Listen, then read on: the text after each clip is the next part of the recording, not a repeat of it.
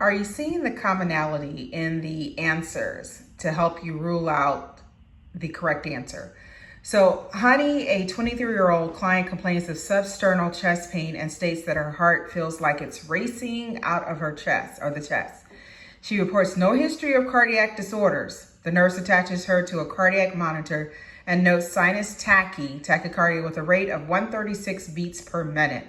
Breath sounds are clear and the respiratory rate is 26 breaths per minute. Which of the following drugs should the nurse question the client about using? Okay, so you want to paraphrase the question and get to what is the question really asking me, and then what are those key words? As always, I recommend that you have a sheet of paper and a pencil out or something to write with. Write down your answer as well as your rationale. At least think about it. See if you're critically thinking about this.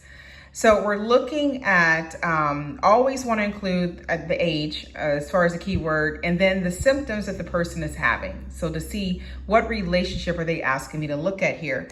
And basically it's looking at the relationship between the symptoms that she's having and the drugs. So is it going to be our barbiturates, B, opioids, C, cocaine, or benzos? And go ahead and pause and select your answer, state your rationale, and then come back. So if we look at some of these answers, we have some like things here. So we have barbiturates, if you remember, opioids and benzos are CNS depressants. So nowhere in here does it state that she is having respiratory difficulty, right? Or shortness of breath, right? So looking at your answers, is there anything you can rule out why, and are any other answers that are related to that answer?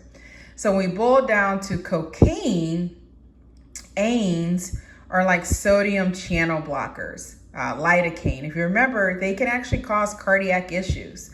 And so our answer is going to be the cocaine. And if you look at the rationale of the answers, and I believe this is a nurse's labs question, but cocaine again can cause arterial artery spasms, tachycardia, VFib, arrhythmias, if you will, and myocardial infarction. Lidocaine can also do that too as well. So I know there was a question out there and it's like, what would you watch for?